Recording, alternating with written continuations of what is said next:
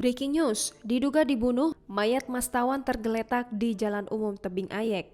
Warga Talang Padang Tinggi, Kecamatan Pajar Bulan, Kabupaten Lahat digegerkan dengan sesosok laki-laki tergeletak bersimbah darah yang belakangan diketahui bernama Mastawan, 43 tahun, warga Sukajaya, Kecamatan Pagaralam, Kota Pagaralam. Dia tergeletak di badan Jalan Umum Tebing Ayek, Bengkok, Desa Talang Padang Tinggi, Kecamatan Pajar Bulan, Kabupaten Lahat. Lelaki yang sehari-hari diketahui tukang ojek ini tewas dengan badan berlumpur darah. Warga pun kemudian melaporkan penemuan tersebut ke Polsek Pajar Bulan.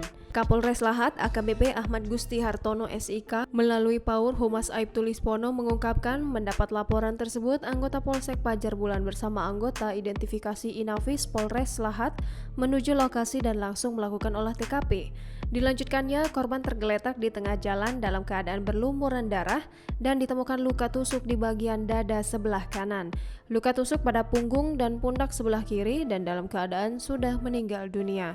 Selain menemukan korban, pihaknya juga menemukan barang bukti satu buah helm warna hitam merek NHK, satu buah handphone Samsung warna hitam, masker warna hitam, uang Rp15.000, satu bungkus rokok Surya kecil yang berisi satu gulung berisikan daun diduga ganja.